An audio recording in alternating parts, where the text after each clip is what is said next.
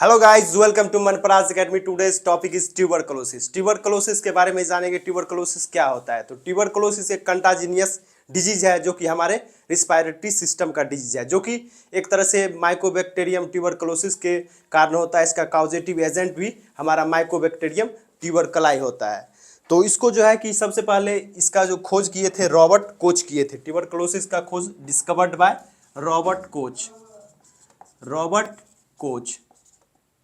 तो इसका एक दूसरा नाम भी होता है, ट्यूबरकुलोसिस का नाम रखते हैं कोच डिजीज। इसको कोच डिजीज भी बोलते हैं। इसको दूसरा नाम से कोच डिजीज भी बोलते हैं। कोच डिजीज क्यों बोलते हैं? क्योंकि ट्यूबरकुलोसिस का जो खोज किए थे, डिस्कवर्ड, एक तरह से मान लो कि बताया जाता है कि ये डिजीज कौन खोज किए थे, इस बैक्टीरिया को कौन खोज किए थे।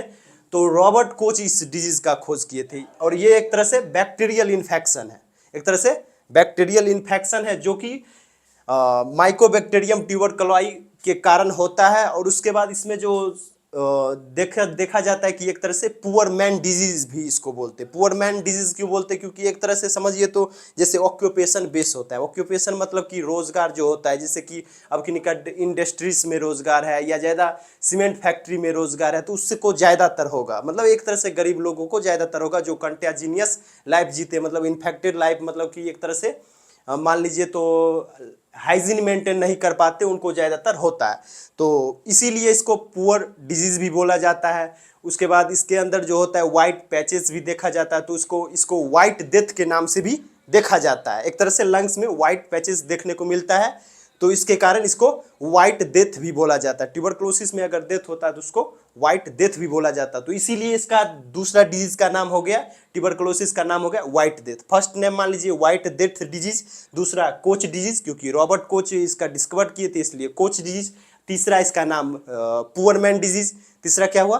Poor man disease. क्यों? क्योंकि पुअर मैन को हो रहा है, इसलिए पुअर मैन डिजीज। तो इसका 3-4 नाम हो जाता है। ऐसे शॉर्ट फॉर्म में इसका जो हमारा नाम है टीबी भी सीधा डायरेक्टली बोलते हैं टीबी। और इसका ऐसे ट्यूबरकुलोसिस होता है। तो ये क्या है, इसका डिफिनेशन इंट्रोडक्शन देखते हैं। उसके बाद TB is a contagious infectious disease caused by mycobacterium tuberculi या ट्यूबरकुलोसिस। तो ध्यान ये देना है कि हमारा ज़्यादातर फोकस कहाँ होना चाहिए। देखिए एक कंटाजीनियस डिजीज है जो कि रिस्पायरेटरी ट्रैक्ट्स के अंदर, मतलब एक तरह से लंग्स के अंदर होता है। तो हमारा ये रिस्पायरेटरी डिजीज भी बोल सकते हैं या रिस्पायरेटरी ट्रैक्ट इन्फेक्शन भी बोल सकते हैं, क्योंकि ये रिस्पायरेटरी ट्रैक्ट इन्फेक्शन के अंदर आता है। तो इसका एक तरह से मान लीजिए रिस्पायरेटरी ट्रैक्ट डिजीज है।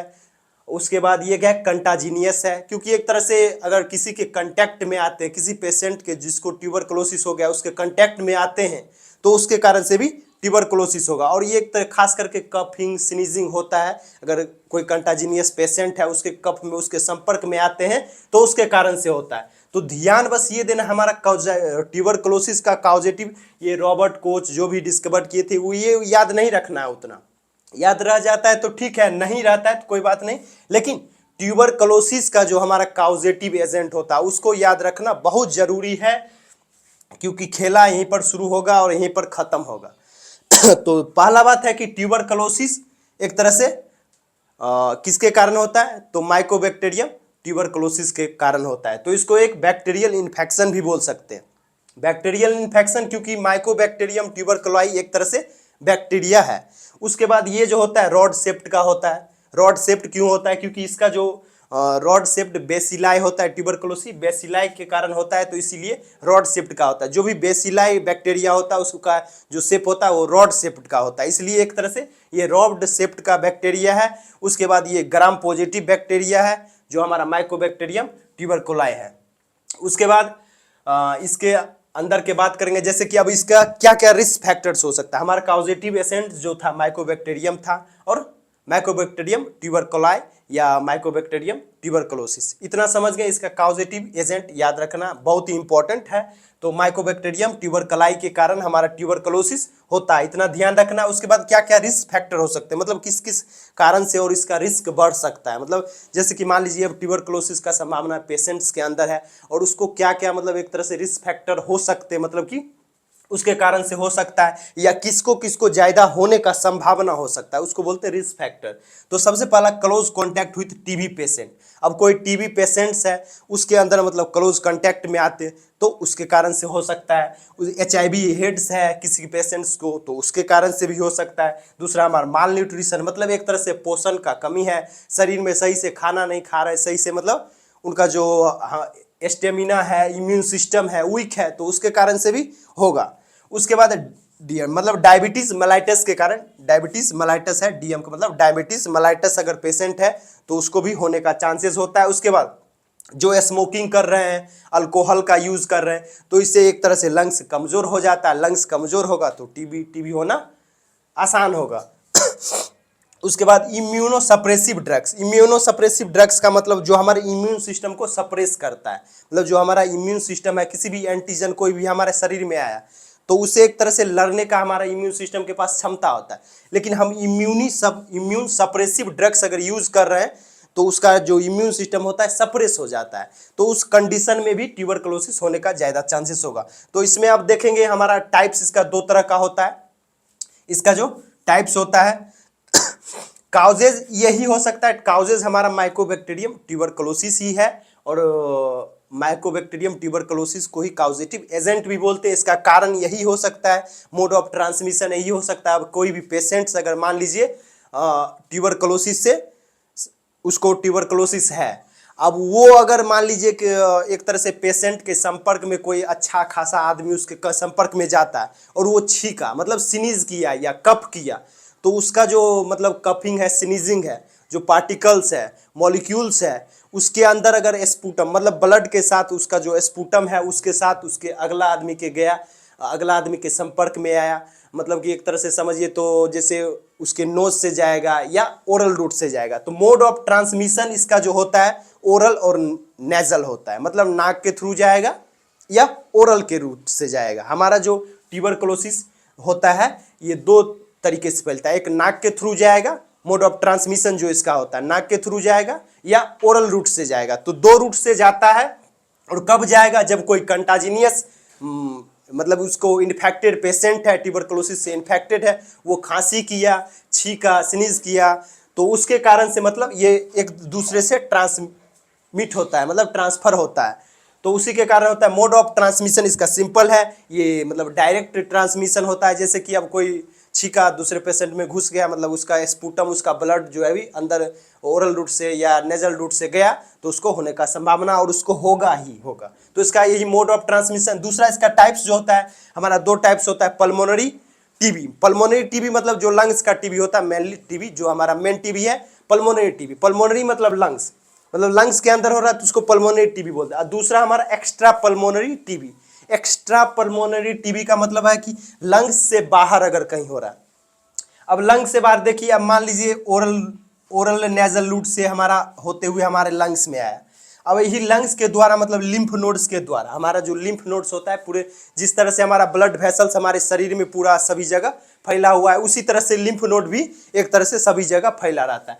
तो वो लिम्फ नोड्स के जरिए मतलब आगे बढ़ता है। जैसे कि हमारे किडनी पर पहुंच जाएगा, हमारे ब्रेन्स में पहुंच जाएगा। अगर ब्रेन्स में पहुंच जाएगा तो उसी को बोलते हैं सेरिबलर पल्मोनरी, या मेनिंजाइटिस भी होने का संभावना होता है। तो एक तरह से अगर हमारे शरीर के एक्स्ट्रा पल्मोनरी मतलब हमारे लंग्स से बाहर हो रहा है, मतलब किसी भी ऑर्गन में, लंग्स से बाहर अगर किसी भी ऑर्गन में हो रहा है, लीवर में हो रहा है, किडनी में हो रहा है, कहीं भी हो रहा है, तो उसको एक तरह से ब्रेन में हो रहा है, कहीं भी जा रहा है वो, अगर ट्यूबरकुलोसिस जो हमारा माइकोबैक्टीरियम है वो कहीं भी जा रहा है लिम्फ नोड के जरिए, तो उसको हम लोग बोलेंगे एक्स्ट्रा पल्मोनरी। सीधा सा हमारे लंग्स के बाहर कहीं भी होता है, मतलब हमारे पल्मोनरी जो हमारा लंग्स है उसके बाहर कहीं भी होता है तो उसको एक्स्ट्रा पल्मोनरी बोलेंगे। और पल्मोनरी टीबी कब बोलेंगे, जब हमारा लंग्स में होगा।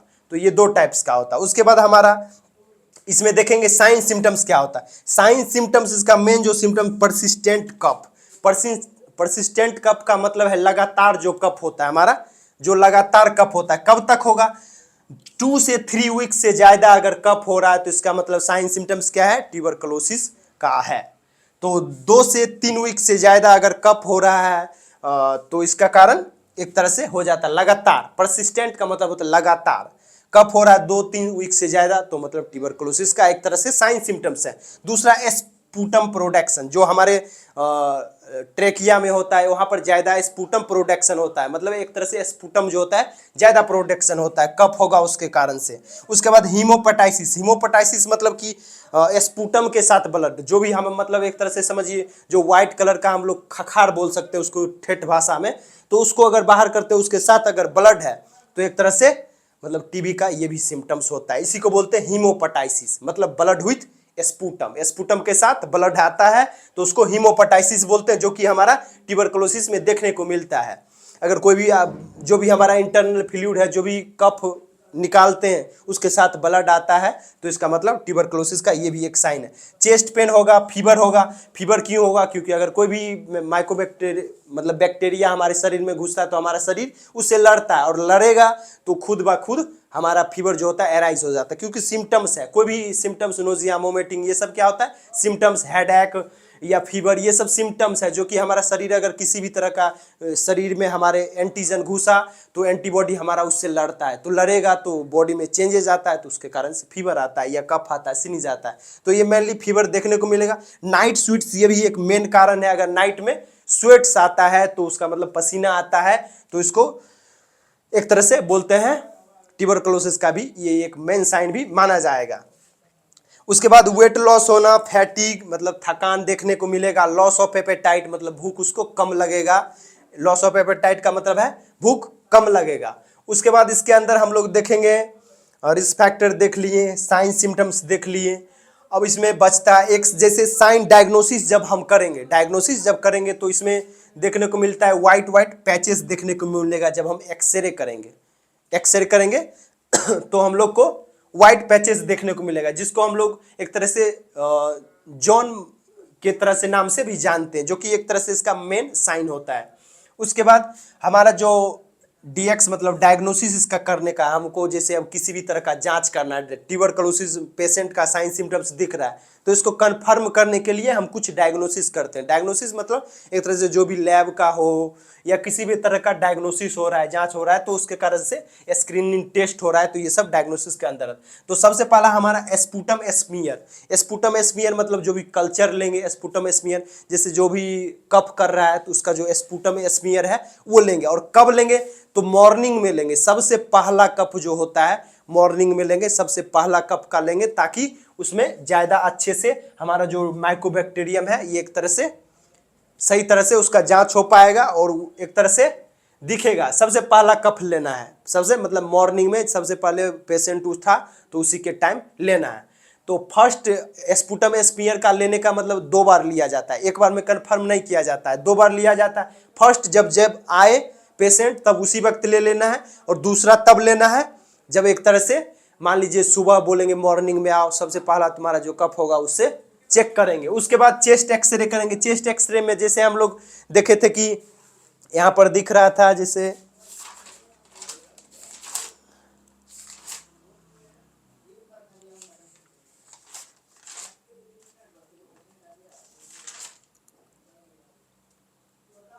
हाँ, तो इसमें एक्सरे कर रहे थे, जैसे चेस्ट एक्सरे कर रहे थे। चेस्ट एक्सरे में एक तरह से जो हमने बात किया जॉन बॉडीज देखने को मिलता है, व्हाइट पैचेस वगैरह देखने को मिलता है, जो कि एक तरह से जॉन बॉडीज इसका साइन होता है। जॉन बॉडीज इसको बोलते हैं, जो कि व्हाइट पैचेस देखने को मिलता है। तो एक्सरे में यही देखने को मिलेगा, हमारे जो लंग्स के अंदर होगा व्हाइट पैचेस होगा, जिसको जॉन बॉडीज बोलते हैं। जॉन बॉडीज ये भी एक तरह से मेन साइन होता है हमारे जो दिख रहा है। तो जॉन बॉडीज हमारे ट्यूबरकुलोसिस में दिखता है, व्हाइट पैचेस मतलब लंग्स के अंदर दिखेगा। उसके बाद हमारा ट्यूबरकुलिन स्किन टेस्ट होता है, जिसको मैंटॉक्स टेस्ट के नाम से जानते हैं। इसका हम एक तरह से अलग से वीडियो बनाएंगे, क्योंकि थोड़ा सा स्क्रीनिंग जो है इसका मतलब बहुत लॉन्ग हो जाता है, इस वीडियो में कवर नहीं होगा। तो इसका जो हमारा ट्यूबरकुलिन स्किन टेस्ट मोन्टेक्स टेस्ट है, इसका जो हमारा अगले पार्ट में हम लोग लाएंगे, इसके बारे में पढ़ेंगे अच्छे से डिटेल में। अभी तक मतलब फिलहाल मोन्टेक्स टेस्ट भी होता है, इतना ही जान ली, जिसको ट्यूबरकुलिन स्किन टेस्ट भी बोला जाता है। दूसरा हमारा टीबी कल्चर भी ले सकते हैं, जैसे माइकोबैक्टीरियम ट्यूबरकुलोसिस का कल्चर भी ले सकते हैं। जो भी इसका काउजेटिव एजेंट है इसका कल्चर लेंगे, पता लगाएंगे लैब में इसका कौन सा मतलब ट्यूबरकुलोसिस का जो भी बैक्टीरिया है, कौन सा बैक्टीरिया है, किस टाइप का बैक्टीरिया है, तो इस पता करने के लिए हम लोग टीबी कल्चर से ले सकते हैं। ब्लड टेस्ट में जैसे कि सीबीसी करवा सकते हैं, कंप्लीट ब्लड काउंट, और भी बहुत सारे टेस्ट हैं ब्लड टेस्ट के अंदर। तो सीबीसी मेनली करेंगे, इसलिए करेंगे काहे कि जैसे कि वाइट ब्लड सेल का ज़्यादा हो रहा है, न्यूट्रोफिल्स का ज़्यादा हो रहा है कि स्नोफिल्स का ज़्यादा हो रहा है, तो इसमें एक तरह से सीबीसी में कंप्लीट ब्लड काउंट में हम लोग को पता चलेगा कि डब्ल्यूबीसी एक्टिव है या नहीं है। तो ये सारे जांच में हम लोग देखते हैं कि किस चीज़ का रेट ज़्यादा बढ़ा है, न्यूट्रोफिल्स बढ़ा है क्या बेसोफिल्स बढ़ा है, तो ये सब चीज़ देखते हैं। तो इसमें बहुत सारा होता है। तो इसका जो ट्रीटमेंट्स होता है, मेनली ट्रीटमेंट्स पर फोकस करेंगे हमारा। देखिए आगे बात करेंगे, रिपीट करेंगे, रिकॉल करेंगे। सबसे पहले हम लोग ट्रीटमेंट पहले देख लेते हैं। फर्स्ट लाइन ट्रीटमेंट जो हमारा होता है ये 4 ड्रग्स का होता है। पहले जो था 5 ड्रग्स से करते थे। 5 ड्रग्स में जैसे कि हमारा एक स्ट्रेप्टोमाइसिन था शायद, तो उसको हटा दिया गया। अब आपको ये 4 ही याद रखना है। जैसे कि हमारा सबसे पहला आइसोनियाजाइड, जो कि ड्रग ऑफ चॉइस है, टीबी का माना जाता है, लेकिन फर्स्ट इसको हम नहीं रख सकते हैं। आइसोनियाजाइड ड्रग्स ऑफ चॉइस माना जाता है, इतना जान लीजिए। टीबी का अगर ट्यूबरकुलोसिस का आपको ड्रग ऑफ चॉइस बोला जाए तो आइसोनियाजाइड, आपके पास ऑप्शन अगर रहेगा तो आइसोनियाजाइड मानिएगा, दूसरा नहीं तो रिफाम्पिसिन मानना है। तो पहला जो हमारा होता है आइसोनियाजाइड होता है, सेकेंड हमारा रिफाम्पिसिन होता है, तीसरा हमारा पायरेजियामाइन होता है, माइड होता है, और चौथा इथाम्ब्यूटोल होता है। तो एक तरह से ये सारा जो होता है एक तरह से एक बैक्टीरियोस्टेटिक्स होता है, जो कि हमारे बैक्टीरिया के सेल मेम्ब्रेन्स को किल करता है, बैक्टीरिया को ग्रोथ को रोकता है। तो एक होता है कि बैक्टीरिया को मतलब ग्रोथ को रोक रहा है, और एक हो रहा है कि सेल मेम्ब्रेन पर अटैक करके उसको किल करने का काम होता है। तो इसका सारा काम होता है बहुत सारा। तो इसका जो हम जैसे आइसोनियाजाइड पर आ रहे हैं या रिफाम्पिसिन पर आ रहे हैं, तो हर इसको डिटेल में जानने के लिए हमको अलग अलग टॉपिक से बनाना पड़ेगा। ट्यूबरकुलोसिस पर आ रहे हैं तो इसमें ट्यूबरकुलोसिस में हम लोग जानेंगे सिर्फ कौन सा मेडिसिन यूज होता है। अब हमको आइसोनियाजाइड पढ़ना है तो आइसोनियाजाइड का एक हम स्पेसिफिक वीडियो बनाएंगे, उसमें पढ़ेंगे। रिफाम्पिसिन पढ़ना अच्छे से तो रिफाम्पिसिन के बारे में हम अच्छे से एक टॉपिक डील करेंगे, उसमें पढ़ेंगे। तो उतना लोड नहीं लेना है, जो भी बता रहे हैं उसको ध्यान देना है। तो पहला हमारा आइसोनियाजाइड है, जिसको H से डिनोट करते हैं, रिफाम्पिसिन R से डिनोट करते हैं, और तीसरा हमारा जो होता है पायरेजेनामाइड होता है, जिसको Z से डिनोट करते हैं, और उसका इथाम्ब्यूटोल जो कि E से यूज करते हैं। तो आपको याद रखना, अगर एक मिमोनिक्स बनाना है तो आप मिमोनिक्स बना लीजिएगा, रिप, ये आसानी रहेगा याद करने में। रिप्स का मतलब R से रिफाम्पिसिन, आइसोनियाजाइड, P से पैरामाइजाइड, और E से इथाम्ब्यूटोल। आपको रिप से याद करना, यहाँ न्यूमरिक थोड़ा सा ऊपर नीचे है। R से रिफाम्पिसिन, I से आइसोनियाजाइड, P से पैरामाइनाजाइड, और तीसरा हमारा चौथा इथाम्ब्यूटोल। तो रिप से आप लोग याद कर सकते हैं। तो ट्यूबरकुलोसिस का हमारा जो ट्रीटमेंट है एक तरह से आसान हो जाएगा, रिप से यूज आप लोग कर सकते हो। उसके बाद और इसका जो नेम होता है आइसोनियाजाइड का रखा गया HRZE, याद रखना है। अब इसको देखिए, इंटेंसिव फेज होता है ट्रीटमेंट का, ये एक तरह से जो भी हमारा किस तरह से किस फेज में कौन सा ड्रग्स चलाएंगे ये होता है। इंटेंसिव फेज मतलब जो भी पहला फेज होता है हम लोग देते हैं, पहला फेज थोड़ा सा मतलब ज़्यादा एक्टिव होता है, इसलिए 4 ड्रग्स यूज़ करते हैं। जैसे कि हमारा HRZD, तो H का मतलब आइसोनियाजाइड यूज़ करेंगे, R का मतलब रिफाम्पिसिन यूज़ करेंगे, और Z का मतलब पायरेजेनामाइड यूज़ करेंगे, और चौथा हमारा इथाम्ब्यूटोल E से होता है। तो HRZD हम 2 मंथ्स के लिए यूज़ करेंगे, जो कि हमारा इंटेंसिव फेज होता है। जो फर्स्ट फेज होता है, तो आप याद रखिएगा कि जैसे फर्स्ट हमारा जो फेज होता है इंटेंसिव फेज होता है ट्रीटमेंट का, जिसमें 4 ड्रग्स यूज करते हैं, और 4 ड्रग्स 2 मंथ के लिए यूज करते हैं। कब तक के लिए यूज करते हैं? 2 मंथ के लिए यूज करते हैं। 4 मंथ्स के लिए 2 ड्रग्स यूज करते हैं। कंटिन्यूअस फेज में हम लोग यूज करते हैं 2 ड्रग्स, H और R। H मतलब आइसोनियाजाइड और R मतलब रिफाम्पिसिन। ये 2 ड्रग्स हम लोग ये 2 मंथ के बाद हम लोग यूज करते हैं। जब 3 मंथ, 3, 4, 5, 6 यूज करते हैं, मतलब ये टोटल ड्यूरेशन इसका जो होता है हमारा 6 मंथ हमारा ट्रीटमेंट होता है। अब इससे आगे भी अगर कंट्रोल नहीं होगा तो होगा, लेकिन 6th मंथ का हम लोग बना के चलते। पहले 2 मंथ हम इंटेंसिव फेज करेंगे, इंटेंसिव फेज में HRZE देंगे। इंटेंसिव फेज 2 मंथ का होगा जिसमें HRZE देंगे। H का मतलब आइसोनियाजाइड, R का मतलब रिफार्मसिन, और Z का मतलब पायरेजेनामाइड, और E का मतलब इथाम्ब्यूटोल। तो 4 ड्रग्स देंगे इंटेंसिव फेज में जो कि 2 मंथ के लिए चलेगा। याद हो गया, HRZE। H से आइसोनियाजाइड, R से रिफार्मसिन, Z से पैराजेनामाइड और E से इथाम्ब्यूटोल। उसके बाद कंटिन्यूअस फेज में 2 ड्रग्स यूज करेंगे। कंटिन्यूअस फेज मतलब 2 मंथ हम लोग ये 4 ड्रग्स दिए थे, मेडिसिन दिए थे, और तीसरा मंथ से हम लोग शुरू कर देंगे HRZD। HR सिर्फ देंगे, मतलब आइसोनियाजाइड देंगे और रिफार्मसिन देंगे। ये 2 ड्रग्स H और R, आइसोनियाजाइड, रिफार्मसिन, लगातार हम लोग मतलब 4 मंथ देंगे। 2 मंथ के बाद तीसरा मंथ से स्टार्ट कर देंगे। जैसे कि अब 1 2 3 4 5 6, अब 2 मंथ के लिए हमको 4 ड्रग्स देना है। ये 4 जो है HRZD देना है, ये 4 ड्रग्स। अब जैसे ही ये यहाँ से शुरू होगा तो हम लोग 2 ड्रग्स ओनली यूज करेंगे। HR का मतलब आइसोनियाजाइड और रिफार्मसिन। इतना क्लियर है आप लोग को, मतलब ये ट्रीटमेंट समझ आ गया होगा। अब इसमें एक तरह से प्रिवेंशन हम लोग कैसे करेंगे इस चीज़ का। प्रिवेंशन जो लास्ट फेज होता है नर्सिंग केयर का, लास्ट फेज होता है हमारा प्रिवेंशन होता है। प्रिवेंशन में यही करना है कि जैसे पेशेंट है, जो भी पेशेंट है उसको सबसे पहले आइसोलेट करना है, क्योंकि ट्यूबरकुलोसिस एक कंटाजिनियस हमारा डिजीज है जो कि एक दूसरे से कनेक्ट होके फैलता है। एक तरह से एयरबोर्न डिजीज भी हमारा है। ट्यूबरकुलोसिस एयरबोर्न डिजीज भी होता है, क्योंकि एक तरह से अब कोई भी कफ किया, छींका, तो यहाँ पर पेशेंट छींक रहा है, या मान लीजिए नर्स भी जो उसका ट्रीटमेंट कर रहा है, नर्स में भी जा सकता है, तो नर्स को भी यहाँ प्रिकॉशन यूज करना है, मतलब उसको एक तरह से मास्क लगाना है। मास्क क्यों लगाना, क्योंकि उसको भी तो हो सकता है ना, वो भी इंसान ही है, नर्स को भी हो सकता है, तो उसको भी मास्क यूज करना है उस वक्त। प्रिवेंशन ये भी एक तरह से है। दूसरा, पेशेंट को आइसोलेट करना है। उसके बाद तीसरा, जैसे भी उसका फैमिली मिल रहे, कोई भी मिल रहे, तो अपना जो भी प्रिकॉशन है यूज करके, मास्क यूज करके उनसे मिले। और उसके बाद सबसे पहला इसका प्रिवेंट जो होता है BCG, इसका वैक्सीन होता है। BCG वैक्सीन होता है जो कि ट्यूबरकुलोसिस को प्रिवेंट करने के लिए मतलब बचपन में ही दिया जाता है। BCG का वैक्सीन बचपन में ही दिया जाता है, तो इसको सभी बच्चों को लगाना है ताकि ट्यूबरकुलोसिस आगे ना हो। तो इसका एक तरह से BCG इम्यूनाइजेशन होता है, जो कि हम लोग बच्चों में के शेड्यूल्स में जोड़ते हैं। अब बच्चा बर्थ करता है, उसके बाद BCG लगा देते हैं। तो वो BCG जो लगाते हैं वो यही ट्यूबरकुलोसिस से बचाने के लिए लगाते हैं कि आगे जीवन में BCG ना हो। तो सभी को BCG बच्चों में लगवाना है, ये भी एक प्रिवेंशन है। अब उसके बाद जो भी हाइजीन मेंटेन करना है, ये भी एक प्रिवेंशन है। हाई डाइट मतलब प्रोटीन, जो भी हाई डाइट करना मतलब कि हाई रिस्क प्रोटीन डाइट करना है, हेल्दी डाइट यूज करना है, ये सब प्रोटीन हाई रिस्क, क्योंकि वीकनेस हो रहा है, फैटिक हो रहा है, तो इसके कारण तो इस चीज़ को भी करना है। अब उसके बाद इसमें जो भी साइन सिम्टम्स आ रहे हैं, तो ये एक तरह से ट्रीटमेंट के अंदर आ जाता है हमारा।